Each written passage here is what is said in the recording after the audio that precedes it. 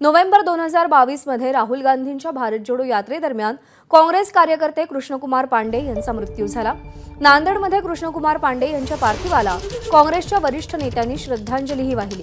यावेळी काँग्रेस प्रदेशाध्यक्ष नाना पटोले यांनी 25 लाखांची मदत जाहीर केल्याचा दावा पांडे कुटुंबियांनी केला होता। मात्र राहुल गांधी आणि नाना पटोलेंनी शब्द पाळलेला नाही असा आरोप होतोय। त्यामुळे आज काँग्रेसच्या स्थापना दिवसाच्या निमित्तानं राहुल गांधी आणि नाना पटोले शब्द पूर्ण करतील अशी अपेक्षा पांडे कुटुंबानं व्यक्त केली आहे। दरम्यान पांडे कुटुंबाला वाऱ्यावर सोडलं नसल्याची प्रतिक्रिया काँग्रेसचे प्रदेशाध्यक्ष नाना पटोले यांनी दिली आहे। तर जी घोषणा केली होती ती मदत मिळेल असे प्रवक्ते अतुल लोंढे यांनी म्हटलेले आहे। पाहूया।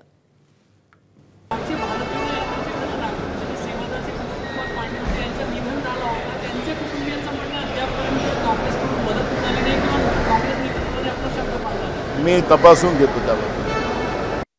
आता त्यांचं जे म्हणणं आहे ते थोडीशी ती प्रक्रियेमध्ये आहे आणि ते तपासून सांगता येईल। आजच्या कार्यक्रमानंतर कुठपर्यंत ती प्रक्रिया आलेली आहे, पण जे बोललेलं आहे ते त्यांना भेटणार। बरं, म्हणजे जी आर्थिक मदत त्यांना अपेक्षित आहे ती कुठे थांबली आहे?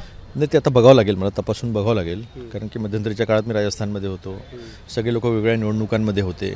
AICC सुद्धा प्रक्रिया सुरू आहे, त्यांना मिळणार, त्यांना मिळणार, जे बोललं आहे त्यांना ते मिळणार आणि त्यांना पूर्ण सन्मान दिला। ABP माझा, उघडा डोळे बघा नीट।